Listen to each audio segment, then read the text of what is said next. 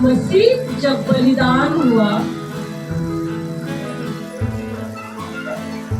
मैंने एक प्रचारक के प्रचार को सुना, जब वो जी उठा मरे हुओं में से, उसने अपना ही लहू एक पात्र में पिता के पास वो लेकर जाता है। हालेलुया।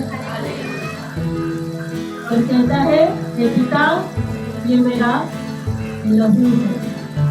हाँ, इस लहू के द्वारा अब मेरे लोगों के पापों को, हालेलुया, ये किसी भेड़ का नहीं, किसी बकरे का नहीं, किसी बैल का नहीं, लेकिन निर्दोष वो लहू है जो मैंने अपने लोगों के लिए बहाया। इसीलिए इस लहू को वाचा का लहू कहते हैं, जो मसीह के लहू के द्वारा बांधी गए ना। हम प्रभु भोज खाते हैं, यीशु मसीह ने कहा, इस रोटी में से खाओ और इस लहू में से पियो, तो जहाँ वाचा आती है वहाँ मृत्यु का आना है, शपथ खाना। आमेन, आमेन। वचन 17, वाचा बांधी गई, वहाँ वाचा बांधने वाले की मृत्यु का समझ लेना अवश्य है। हालेलुया। क्या लिखा? जहाँ वाचा बांधी गई, उस लहू की वाचा, उस लहू के द्वारा माफी की वाचा, तो जहाँ वाचा बांधी गई वहाँ वाचा बांधने वाले की मृत्यु का समझ लेना। तब तक वाचा बांधने वाला जीवित रहता है, तब तक वह वाचा काम नहीं करता। Hallelujah, hallelujah. मसीह के मृत्यु के कारण वो जब उसका लहू बहाया गया तो वाचा बांधने वाले की मृत्यु, जीवित जाना भी। Hallelujah, hallelujah. मसीह अपना ही लहू अपने पिता के पास लेकर जाता है, पिता के सिंहासन के पास वो लेकर जाता है और परमेश्वर के पवित्र स्थान में प्रवेश करता है। हालेलुया। वचन में लिखा और कहा कि यह वाचा का लहू है जिसकी आज्ञा परमेश्वर ने तुम्हारे लिए, किसके लिए दी है? हमारे लिए। हमारे लिए क्यों दी है? हमारे पापों की माफी के लिए, तो हमारे लिए बहाया गया है। आमेन, आमेन। इसी रीति से उसने तंबू पर लहू छिड़का। तो सच तो यह है कि व्यवस्था के अनुसार प्राय सब वस्तुएं लहू के द्वारा शुद्ध की जाती है। लहू के ही द्वारा सब वस्तुएं शुद्ध की जाती है। परमेश्वर का वचन क्या कहता है? मसीह का लहू जिसने अपने आप को सनातन परमेश्वर के हाथों में इस तरह से सौंपा, उसे शुद्ध लहू के द्वारा, है ना? अपने समझ में मसीह का लहू, वो वाचा का लहू हमारे और आपके पापों की माफी के लिए, हमारे छुटकारे के लिए, हमारे बचाव के लिए बहाया गया है। Hallelujah, hallelujah. इस लहू को हमने ले लेना है, स्वीकार करना है। आमेन। आप समझ रहे हैं? हालेलुया।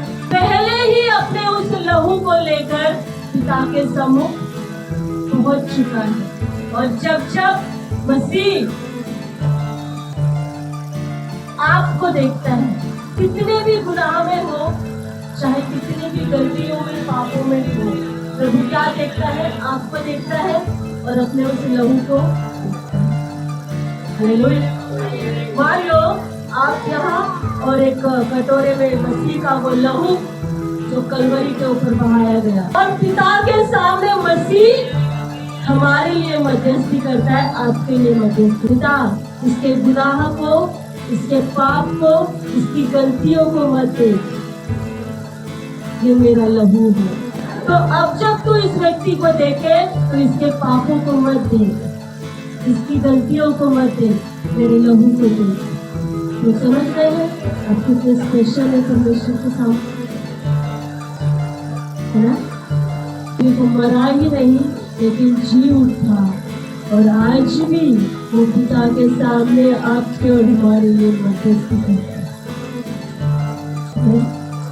मसीह एक वकील के समान, एक मध्यस्थी के समान आपके और हमारे लिए हर समय पिता के सामने मध्यस्थी करता है।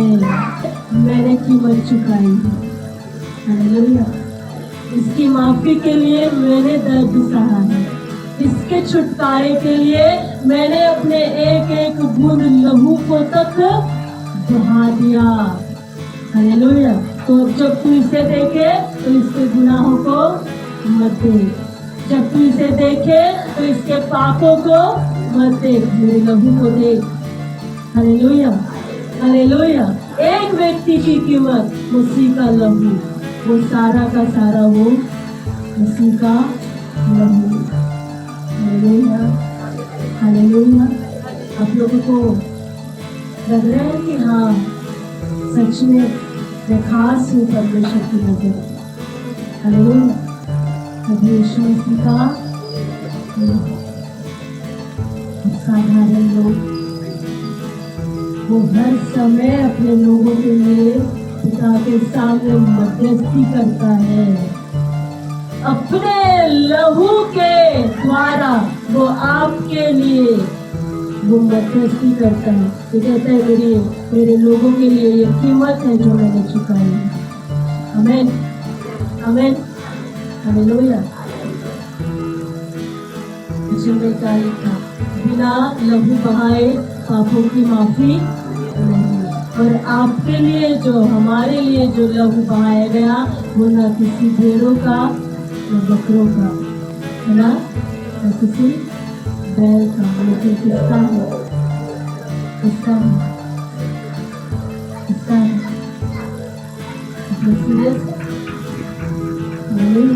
कितना इस्तेमाल करते हैं उस लहू का, हालेलुया हालेलुया। जो हमारे लिए ही है, हमारे लिए ही किया गया है, हमारे लिए ही अवेलेबल कराया गया है, हम उस लहू का कितना इस्तेमाल करते हैं, कितना घोषित करते हैं उस लहू को अपनी लाइफ के ऊपर, अपने परिवारों के ऊपर, अपने बच्चों के ऊपर, अपनी जॉब के ऊपर, हालेलुया हालेलुया। परमेश्वर का आत्मा क्या कहता है, उस लहू के महत्व को समझना है, हर हिस्से पर उस लहू का छिड़काव किया जाना जरूरी है। उस लहू से ढका जाना आपकी सुरक्षा करता है। आमीन।